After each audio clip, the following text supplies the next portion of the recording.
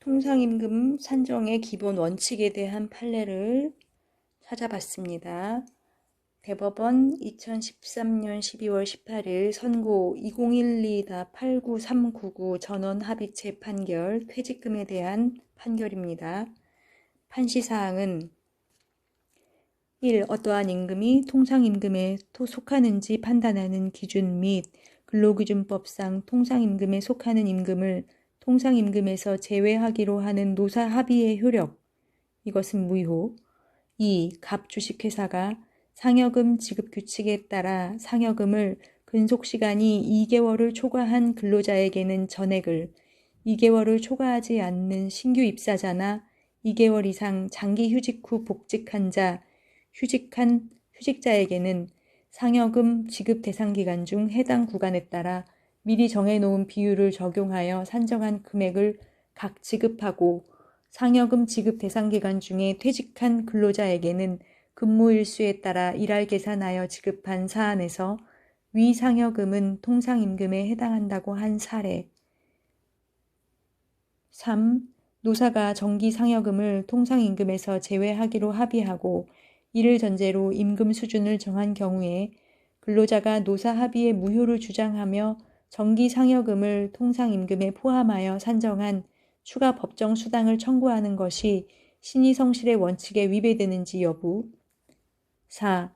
갑 주식회사가 일정 기간 한시적으로 관리직 직원에게 상여금을 매월 지급하였던 것을 제외하고는 상여금 지급 규칙에 따라 관리직과 생산직 직원 모두에 대하여 동일한 지급률과 지급 기준을 적용하여 상여금을 지급하였고 노동조합과 체결한 단체 협약에서 상여금을 통상임금 산입에서 제외하였는데 노동조합원이 아닌 관리직 직원 을에 대해서도 단체 협약을 적용하여 상여금이 제외된 통상임금을 기초로 법정수당을 산정, 지급한 사안에서 재반 사정들에 대하여 제대로 심리하지 아니한 채 미사용 연차휴가 수당 등의 지급을 구하는 을의 청구가 신의 측에 위배되지 않는다고 본 원심 판결에 법리 오해 등의 위법이 있다고 한 사례.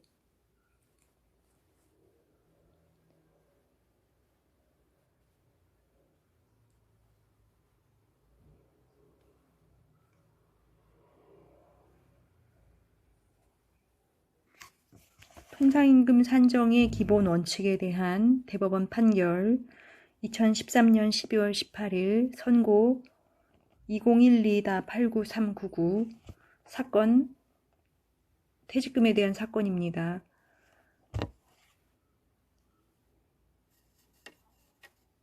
피고가 회사이고요. 주문은 원심 판결을 파기하고 사건을 대전지방법원 본원 합의부에 환송한다.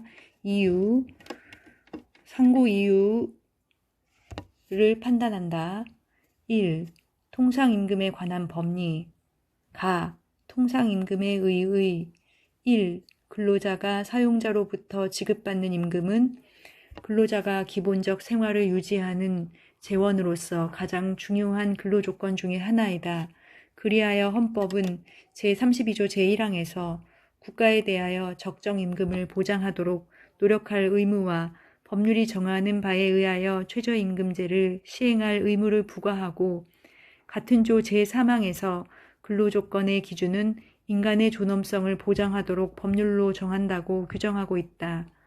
이러한 취지에 따라 최저임금법에는 최저임금의 기준에 관한 규정이 마련되어 있고 나아가 근로기준법은 제2조 제1항 제5호에서 임금이란 사용자가 근로의 대가로 근로자에게 임금, 봉급, 그 밖에 어떠한 명칭으로든지 지급하는 일체의 금품을 말한다고 규정함과 아울러 근로의 대가로 지급되는 일체의 금품, 즉 임금에 관한 각종 근로조건을 정하고 이를 기준으로 근로자에 대한 임금 지급 등이 적정하게 이루어지도록 규율하고 있다. 그런데 사용자가 근로자에게 지급하는 임금은 사용자와 근로자 사이의 근로계약에 의하여 정하여지지만 근로자의 실제 근로시간이나 근무 실적 등에 따라 증감, 변동될 수 있고 임금의 지급 여부나 지급액이 구체적인 근로의 질이나 양과 관계없는 조건에 좌우될 수 있다.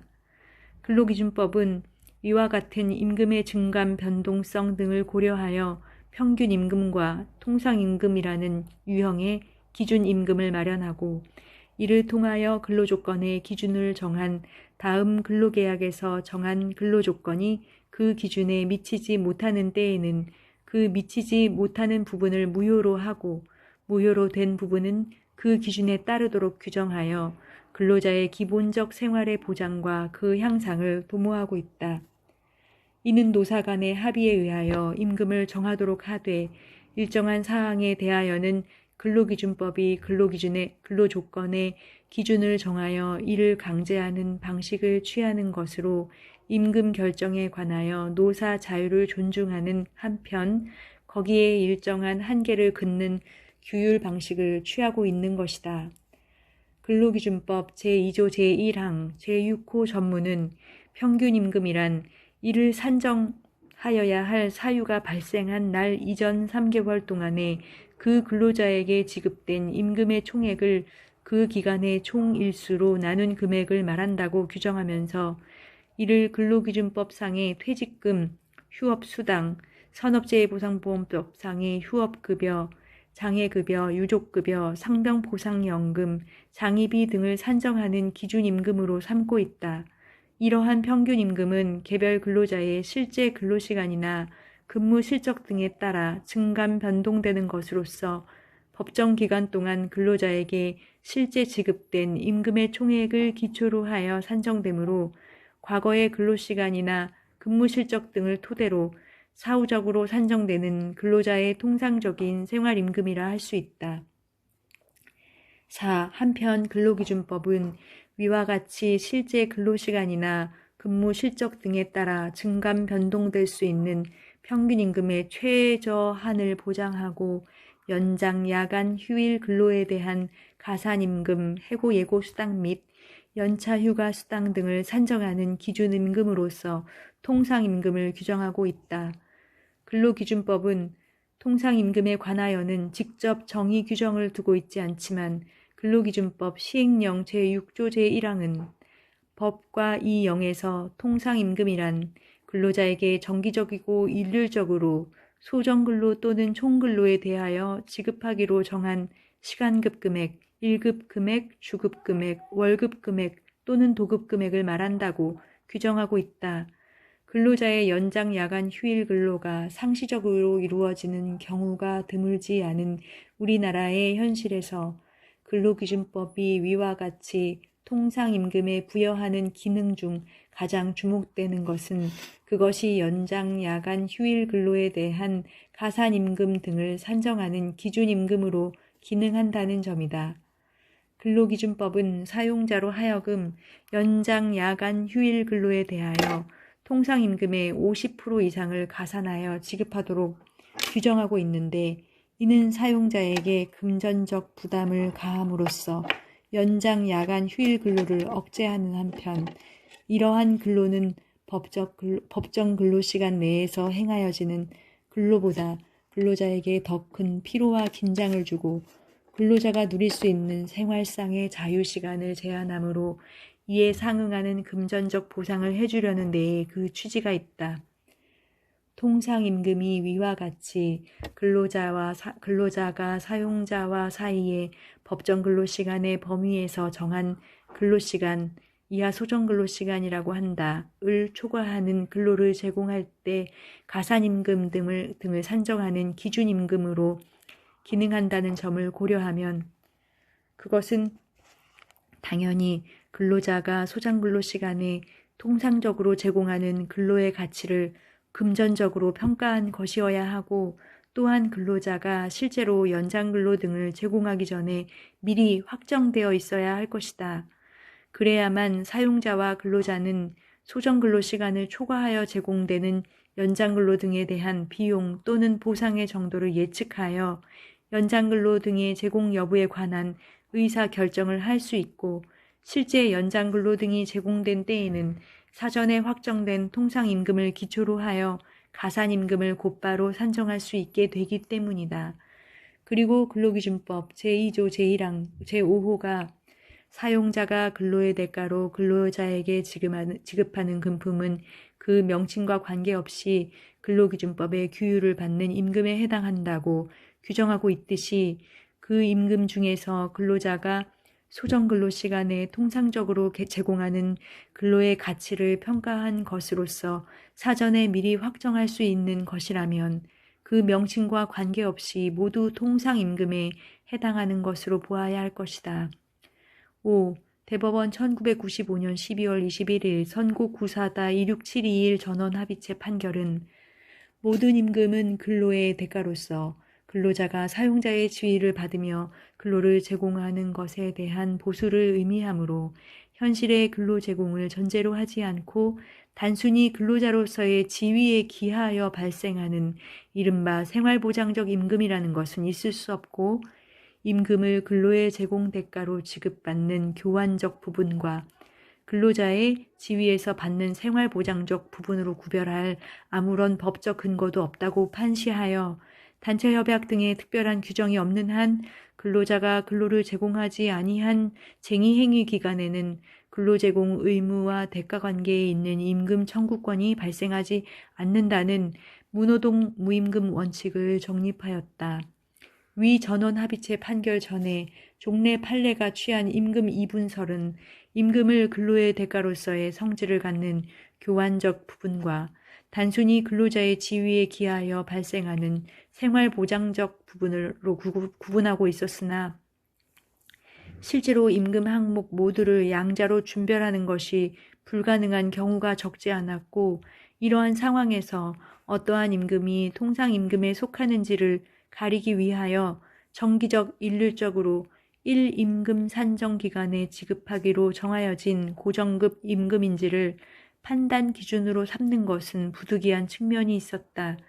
그러나 위 전원 합의체 판결에서 모든 임금을 근로의 대가로 파악하여 임금 이분설을 폐기함으로써 임금을 근로제공에 대한 교환적 부분과 근로제공과 무관한 생활보장적 부분으로 구별할 법적 근거가 없어졌으므로 임금의 형식적인 명칭에 따라 통상임금에 속하는지 여부를 달리 볼 아무런 이유가 없게 되었고 통상임금을 1임금 산정기간을 기준으로 가려왔던 판단 방식 또한 더 이상 설 자리를 잃게 되었다.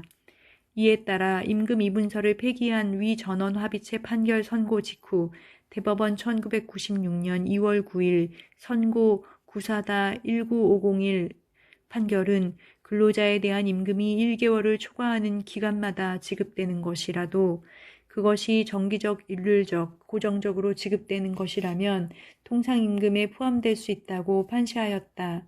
그 이후 대법원은 일관되게 통상임금은 근로자가 소정근로시간에 통상적으로 제공하는 근로인 소정근로의 대가로 근로자에게 지급되는 금품으로서 정기적, 일률적, 고정적으로 지급되는 임금이라고 판시하여 왔고 여기서 그 임금이 1임금 산정 기간 내에 지급되는 것인지 여부는 더 이상 판단 기준으로 제시되지 아니하였다. 이는 앞서 본 근로기준법의 입법 취지와 통상임금의 문헌적 의미, 통상임금의 기능 및 필요성 등을 고려하여 통상임금의 본질에 합당한 정의를 내린 것일 뿐만 아니라 일반 사회통념과 건전한 상식에도 부합한다. 결국 어떠한 임금이 통상임금에 속하는지 여부는 그 임금이 소정근로의 대가로 근로자에게 지급되는 금품으로서 정기적, 일률적, 고정적으로 지급되는 것인지를 기준으로 그 객관적인 성질에 따라 판단하여야 하고 임금의 명칭이나 그 지급 주기의 장단 등 형식적 기준에 의해 정할 것이 아니다. 여기서 소정근로의 대가라 함은 근로자가 소정근로 시간에 통상적으로 제공하는 근로인 소정근로 정한 근로에 관하여 사용자와 근로자가 지급하기로 약정한 금품을 말한다. 근로자가 소정근로 시간을 초과하여 근로를 제공하거나 근로계약에서 제공하기로 정한 근로 외의 근로를 특별히 제공함으로써 사용자로부터 추가로 지급받는 임금이나 소정근로 시간의 근로와는 관련 없이 지급받는 임금은 소정근로의 대가라 할 수 없으므로 통상임금에 속하지 아니한다. 위와 같이 소정근로의 대가가 무엇인지는 근로자와 사용자가 소정근로 시간에 통상적으로 제공하기로 정한 근로자의 근로의 가치를 어떻게 평가하고 그에 대하여 얼마의 금품을 지급하기로 정하였는지를 기준으로 전체적으로 판단하여야 하고, 그 금품이 소정근로 시간에 근무한 직후나 그로부터 가까운 시일 내에 지급되지 아니하였다고 하여 그러한 사정만으로 소정근로의 대가가 아니라고 할 수는 없다. 다만 실제 근로 현장에서는 다양한 종류의 수당과 상여금 등이 존재하고 그에 대한 지급 조건 등도 복잡다기하여 어떤 임금이 통상임금에 포함되는지 판단이 곤란한 경우가 있을 수 있다. 아래에서는 통상임금의 개념적 징표인 정기성, 일률성, 고정성의 의미를 구체적으로 밝히고, 나아가 임금의 지급 조건 등이 매우 다양한 실제 근로 현장에서 어떠한 유형의 임금이 통상임금에 속하는지 그 구체적 판단 기준을 제시하기로 한다. 통상임금의 개념적 징표인 정기성, 일률성, 고정성의 의미. 1. 정기성. 어떤 임금이 통상임금에 속하기 위하여 정기성을 갖추어야 한다는 것은 그 임금이 일정한 간격을 두고 계속적으로 지급되어야 함을 의미한다. 통상임금에 속하기 위한 성질을 갖춘 임금이 1개월을 넘는 기간마다 정기적으로 지급되는 경우, 이는 노사 간의 합의 등에 따라 근로자가 소정근로 시간에 통상적으로 제공하는 근로의 대가가 1개월을 넘는 기간마다 분할 지급되고 있는 것일 뿐, 그러한 사정 때문에 갑자기 그 임금이 소정근로의 대가로서의 성질을 상실하거나 정기성을 상실하게 되는 것이 아님은 분명하다. 따라서 정기상여금과 같이 일정한 주기로 지급되는 임금의 경우 단지 그 지급 주기가 1개월을 넘는다는 사정만으로 그 임금이 통상임금에서 제외된다고 할 수는 없다. 나아가 근로기준법 제43조 제2항은 임금을 매월 1회 이상 일정한 날짜를 정하여 지급하도록 규정하고 있으나, 이는 사용자로 하여금 매월 일정하게 정해진 기일에 임금을 근로자에게 어김없이 지급하도록 강제함으로써 근로자의 생활 안정을 도모하려는 것이므로, 위 규정을 근거로 1개월을 넘는 기간마다 정기적으로 지급되는 임금이 통상임금에서 제외된다고 해석할 수는 없다. 그리고 앞서 본 근로기준법 시행령 제6조 제1항은 통상임금에 관하여 규정하면서 시간급 금액, 1급 금액, 주급 금액, 월급 금액 또는 도급 금액이라는 표현을 사용하고 있는데, 위 표현을 근거로 위 규정이 통상임금의 범위를 1개월을 단위로 산정 또는 지급되는 임금으로 한정한 취지라고 해석할 수는 없다. 1982년 8월 13일 대통령령 제10898호로 개정되기 전인 구근로기준법 시행령 제31조는 시간, 일, 주, 월, 주 외에 일정한 기간 등 다양한 단위기간으로 정하여지는 임금을 시간급 통상임금으로 산정하는 방법에 관하여 규정하다가, 위 개정으로 제31조 제1항의 통상임금의 정의 규정이 신설되고 1997년 3월 27일 대통령령 제15320호로 폐지 제정된 구근로기준법 시행령 이후부터는 그 정의 규정이 제6조 제1항으로 위치가 옮겨졌다. 위와 같은 개정 및 폐지 제정 과정이나 그 이후에도 일주 월 외에 일정한 기간으로 정한 임금의 시간급 통상임금 산정 방식이 제31조 제2항 또는 제6조 제2항으로 위치를 옮겨 종전과 동일한 내용으로 계속 규정되어 온 점에 비추어 보면, 근로기준법 시행령 제6조 제1항은 통상임금의 범위를 1개월을 단위로 산정 또는 지급되는 임금으로 한정한 것이 아니라 다양한 기간을 단위로 산정 지급되는 임금의 형태를 예시한 것에 불과하다고 보아야 할 것이다. 한편 최저임금법 제6조 제4항은 매월 사용자가 근로자에게 지급하는 임금 중 매월 1회 이상 정기적으로 지급하는 임금 외의 임금으로서 고용노동부 장관이 정하는 것을 최저임금과 비교할 비교 대상 임금에서 제외하고 있다. 그러나 최저임금 제도의 목적은 임금의 최저 수준을 보장하여 근로자의 생활 안정과 노동력의 질적 향상을 기하고자 하는 데에 있어 연장 야간 휴일 근로에 대한 가산임금 등을 산정하기 위한 통상임금 제도와 그 목적을 달리하므로 위와 같은 최저임금법의 규정을 근거로 통상임금을 매월 1회 이상 정기적으로 지급하는 임금으로 한정하여야 한다고 보는 것은 타당하지 않다.